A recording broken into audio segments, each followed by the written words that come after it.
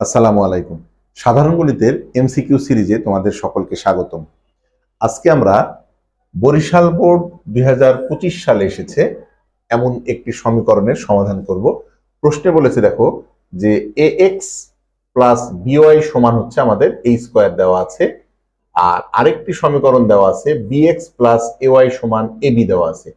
এই সমীকরণ থেকে আমাদের x এবং y এর মান বের করতে হবে।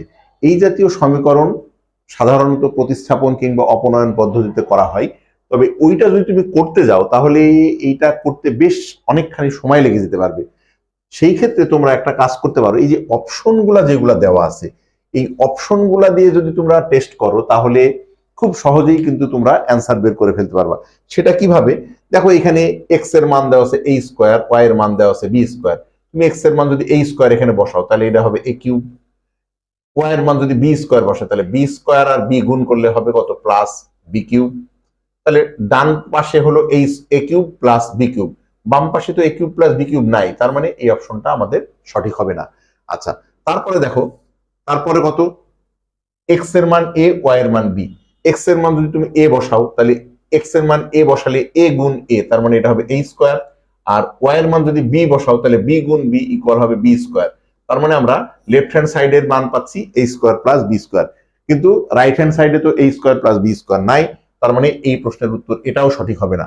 এবার আসো আমরা এক্স এর মান 0 বসাবো, ওয়াই এর মান এ বসাবো। তাহলে এক্স এর মান যদি 0 বসাই এই অংশটাই, তাহলে এক্স এর মান 0 বসালে এটা 0 হবে, প্লাস এখানে ওয়াই এর মান যদি বি বসাই তাহলে বি বসালে এটা কত হবে, ওয়াই এর মান যদি এ বসাই এ আর বি গুণ করলে এ বি হবে। তাহলে এইটার অ্যান্সার হবে হচ্ছে আমাদের এ বি। খেয়াল করে দেখো তো আমাদের ডান পাশে কি এ বি আছে? মোটেও না, তার মানে আমাদের এই উত্তরটাও সঠিক হবে না। তার মানে এইটা সঠিক হবে বোঝা যাচ্ছে। তারপরেও আমরা একটু টেস্ট করে দেখি যে এটা আসলে সঠিক হচ্ছে কিনা। তার মানে এখানে এক্স এর মান বসাবো এ, ওয়াই এর মান বসাবো 0। দেখো তো এক্স এর মান যদি তুমি এ বসাও তাহলে এ এক্স, এক্স এর মান যদি তুমি এ বসাও এ ইন্টু এ, তার মানে এটার উত্তর হবে কত, এ স্কয়ার। আর প্লাস এখানে ওয়াই এর মান হচ্ছে 0, তাহলে ওয়াই এর মান যদি তুমি 0 বসাও তাহলে এই অংশটা 0 হয়ে যাবে, তাহলে এ স্কয়ার প্লাস 0 হবে। তার মানে আমাদের বাম পক্ষের মান পেলাম এ স্কয়ার। দেখো এই যে ডান পাশেও এ স্কয়ার আছে। আবার এখানে বসাও, এখানে দেখো আমাদের এক্স এর মান কত বসাবো এ, এক্স এর মান যদি এ বসাও এখানে তাহলে এ আর বি গুণ করলে কত, এ বি হবে। আর ওয়াই এর মান কত, 0, এখানে যদি ওয়াই এর মান তুমি 0 বসাও 0 সাথে গুণ করলে 0, তার মানে এই মান দরকার নাই। তাহলে ডান পাশেও দেখো আমাদের এ বি আছে, এই পাশেও আমাদের এ বি আছে।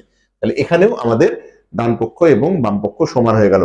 তার মানে এই অপশনটা দিয়ে আমরা অপশন টেস্ট করে দেখলাম যে এইটার জন্য এই দুইটা সমীকরণই সিদ্ধ হয়, মানে ডান পাশ বাম পাশ সমান হয়। তাহলে এই জাতীয় গাণিতিক সমস্যা তোমরা সমাধান না করে অপশন টেস্টের মাধ্যমে খুব দ্রুত সমাধান করে ফেলতে পারবা। আশা করি গাণিতিক সমস্যাটি বুঝতে পেরেছো। সকলের জন্য শুভকামনা রইল। আল্লাহ হাফেজ।